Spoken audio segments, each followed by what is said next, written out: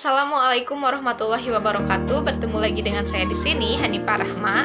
Di sini saya akan menjelaskan mengenai pengambilan keputusan etis, di mana dalam perilaku tidak etis suatu bisnis ini tidak hanya menciptakan resiko hukum bagi perusahaan saja, akan tetapi hal ini akan memberikan sebuah resiko terhadap kelangsungan hidup perusahaan, yang dimana terdapat perusahaan yang tidak terlalu peduli terhadap etikanya, maka akan membuat reputasi perusahaan itu menjadi rusak dan berimplikasi kalahnya persaingan dalam pasar.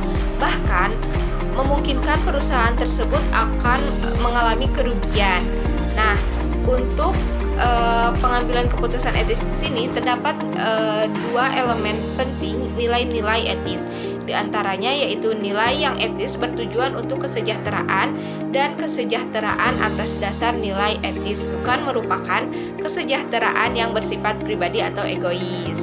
Nah, sementara dalam prinsip etika bisnis menurut Sonny Keraf pada tahun 1996 dan dikutip kembali oleh Muhammad Muslim pada tahun 2017, terdapat 5 prinsip etika bisnis, yaitu prinsip otonomi atau sikap kemampuan manusia untuk mengambil keputusan dan bertindak berdasarkan kesadarannya mengenai apa yang dianggapnya baik.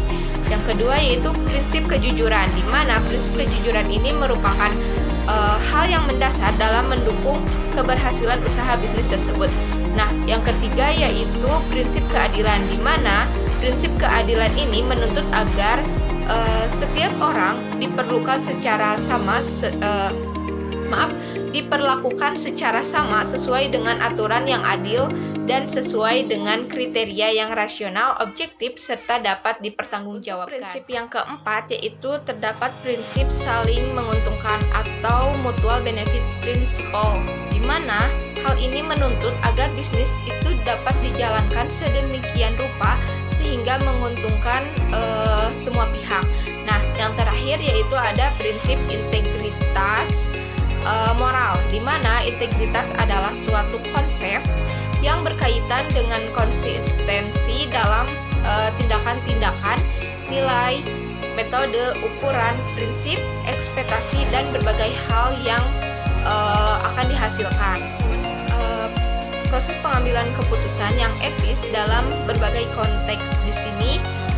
Konteks yang pertama yaitu pengambilan keputusan yang etis dalam konteks pribadi dan profesional, di mana diantaranya seperti menentukan fakta-fakta yang dibutuhkan, mengenali terlebih dahulu keputusan atau permasalahannya. Yang ketiga yaitu mengidentifikasi dan mempertimbangkan semua pihak yang dipengaruhi oleh sebuah perusahaan atau sebuah keputusan. Nah, yang keempat yaitu pertimbangkan alternatif-alternatif yang tersedia. Yang terakhir yaitu mengambil keputusan. Adapun pengambilan keputusan yang etis dalam konteks tanggung jawab pemberi kerja dan hak karyawannya. Di antaranya adalah isu-isu etis di tempat kerja, parameter dan hubungan kerja, perampingan dan kesehatan serta keselamatan kerja. Yang ketiga yaitu pengambilan keputusan yang etis dalam konteks penggunaan teknologi dan privasi di tempat kerja.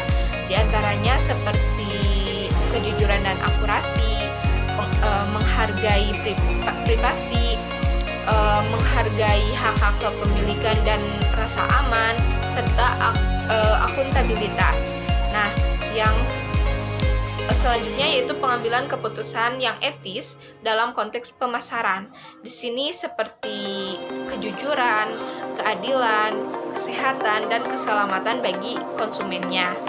Nah, yang terakhir yaitu pengambilan keputusan yang etis dalam konteks tata kelola perusahaan, akuntansi, dan keuangan. Di antaranya ada standar, independensi, seleksi, kepemimpinan, tenaga ahli, budaya, dan tanggung jawab. Selanjutnya, materi mengenai pertimbangan etika dalam pengambilan keputusan.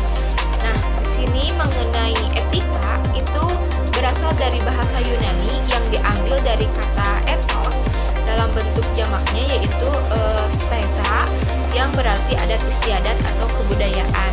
Selain itu, arti dari kata budaya sendiri dalam perspektif organisasi diartikan sebagai sebuah sistem pembagian nilai dan kepercayaan yang saling berinteraksi dengan orang lain dalam suatu organisasi, dan struktur organisasi hingga sistem kontrol yang menghasilkan norma perilaku.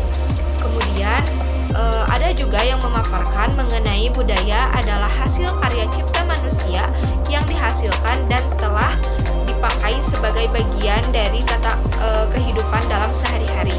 Nah, dalam budaya sendiri itu mengenai komponen, di mana komponen budaya ini adalah nilai sebagai sebuah keyakinan tentang apa yang benar dan apa yang salah. Nilai juga dapat diartikan sebagai asumsi dasar mengenai apa yang idealnya diinginkan atau yang berguna. Sedangkan keyakinan sendiri di sini diartikan tentang mengenai bagaimana seharusnya perusahaan itu bekerja. Nah, untuk kekuatan budayanya di sini terdapat 3 kekuatan, di mana budaya yang kuat memiliki potensi yang jauh lebih besar untuk berkoordinasi dan kontrol perilaku secara implisit.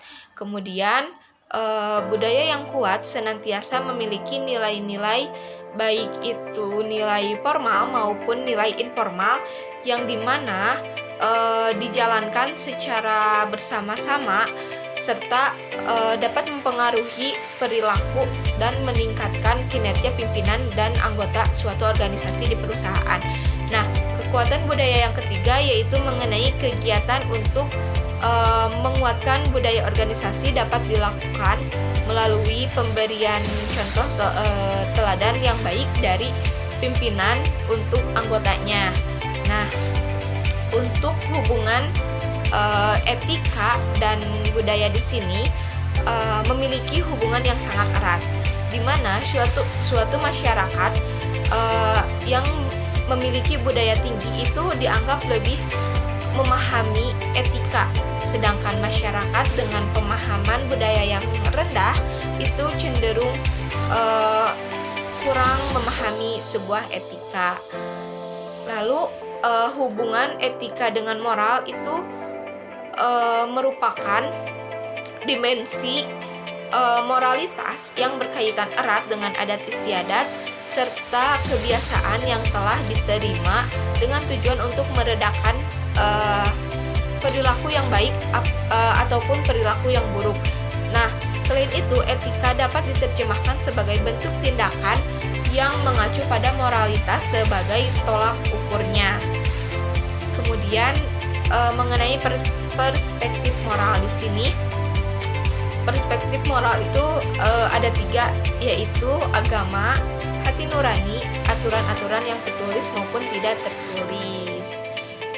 Adapun perspektif etika yaitu perspektif Islam mengacu pada ketentuan Al-Quran dan Sunnah.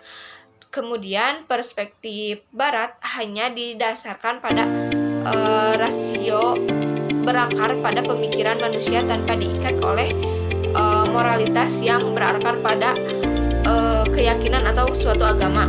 Nah, yang ketiga yaitu perspektif lingkungan, di mana perspektif lingkungan sosial ini memiliki pandangan yang sama dengan perspektif Islam, yaitu sebagai filter bagi perilaku individu dalam menjalankan kehidupannya. Adapun pendekatan etika dalam pengambilan keputusan, yang pertama yaitu pendekatan manfaat, di mana perilaku moral harus menghasilkan suatu kebaikan bagi kelompok mayoritas, di mana yang setiap keputusan itu diambil selalu didasarkan pada nilai manfaat yang lebih besar dari 2 atau lebih keputusan yang diambil.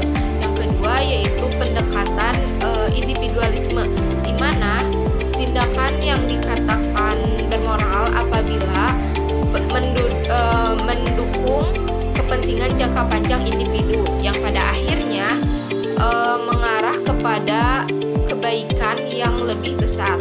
Yang ketiga yaitu pendekatan hak-hak moral, di mana yang tidak melanggar hak asasi dari mereka yang dipengaruhi oleh keputusan-keputusan tersebut.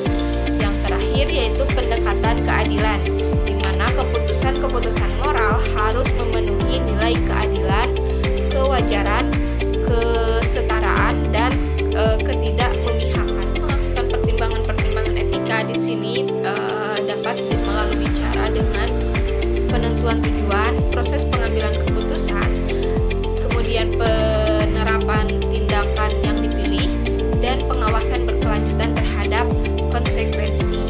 Sekian pemaparan dari saya. Semoga kalian tidak puas dengan apa yang telah saya paparkan, sehingga membuat kalian untuk menggali lebih dalam lagi mengenai pengambilan keputusan etis ini.